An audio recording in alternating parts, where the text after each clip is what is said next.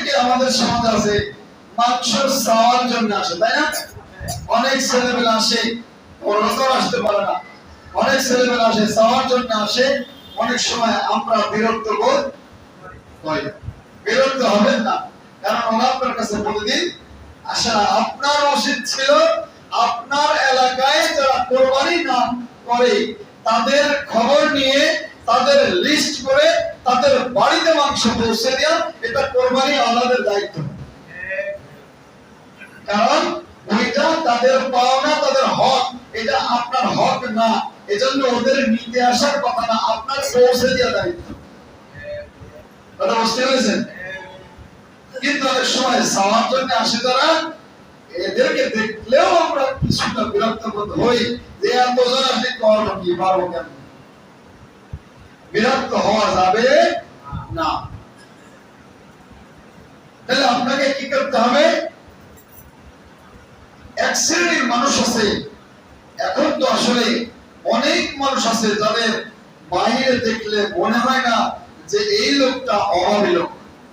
অনেক মানুষ এরকম আছে না, না খাওয়ার জ্বালায় মরে, কিন্তু কারো কাছে যে হাত পেতে যাবে যে ভাই আমি খুব অভাবে আছি, আমাকে তুমি একটু মাংস দাও, অথবা আমাকে কিছু টাকা দাও, অথবা আমাকে একটু সাহায্য করো, এরকম মানুষ আমাদের সমাজে অনেক আছে যে চাইতে পারে না, আছে না? তার চাওয়া এটা তার বিবেকে বাদে, কারণ তার অবস্থা এটা সে আর আল্লাহ ছাড়া কেউ বোঝে না যে তার অবস্থাটা কি। সম্মানিত হাজির, তো সেক্ষেত্রে এখানে আল্লাহ বললেন যে কেউ তোমাদের কাছে চান বা না চান, তোমরা তাদেরকে মাংস পৌঁছে দাও।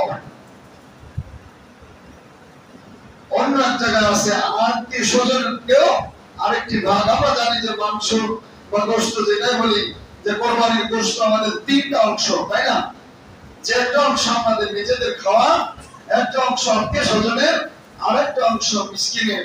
এখানে শুধু মিসকিন নয়, এখানে এমন অনেক মানুষ আছে যাদের কিছুটা সচ্ছল পরিবার আপনার কাছে মনে হয়, কিন্তু ভিতরগত অবস্থা খুব শোচনীয়। এমন অনেক পরিবার আপনার আশেপাশে, আমার আশেপাশে আছে না নাই? আবার আমাদের দেখা চোখে অনেক মানুষ আছে যার গোয়ালে 4টা গরু আছে, কিন্তু মাঠে কাজ করে। 2 লাখ টাকার গরু বেচেছে 2 কোটি, 2.5 লাখ টাকা বেচেছে 2 কোটি, কিন্তু কোরবানি দেবে না। ওই টাকা দিয়ে ঈদের আগেই আমার 2 গরু পোষার জন্য কিনে আবার আগামী কোরবানি পর্যন্ত বসবে, এরকম নিয়ত করে বসে আছে, আছে না নাই? আল্লাহ রাসূল সাল্লাল্লাহু আলাইহি সাল্লামের একটা হাদিস, তিনি বলেন যদি এমন মানুষ আছে সমাজে যাদের কোরবানি করার সামর্থ্য আছে কিন্তু কোরবানি করে না, সে যেন আমার ঈদগাহে না আসে। কথা না বলেন? কারণ আপনার সামর্থ্য থাকা অবস্থায় যদি আপনি কোরবানি না করেন, তাহলে আপনি আরেকজন গরিবের হক নষ্ট করেছেন। যেটা ঠিক, আপনার সামর্থ্য আছে, আপনার 2 লাখ 3 লাখ 4 লাখ টাকা দিয়ে জমি বন্ধক নেওয়া আছে, কিন্তু মাঠে কাজ করে বেচারা অথবা দোকানদার আছে না, বাড়ি 2-3টা গরু আছে, এই মৌসুমে বিক্রি করবেন বলে রেখে দিয়েছেন। এমন চোখে দেখা অনেক মানুষ আছে যারা কোরবানি করে না, কিন্তু 3 লাখ টাকার গরু আছে। এদেরকে কি আপনি মিসকিন বলবেন? এরা কি আপনার আমার চোখে কি, আল্লাহর চোখে কি আপনার আমার চোখে গরিব হতে পারে? আল্লাহর চোখে কেরা করে? বরং সে মিসকিন সেজে, গরিব সেজে অন্য গরিবকে ঠকায়। কথা বলেন ঠিক না ঠিক?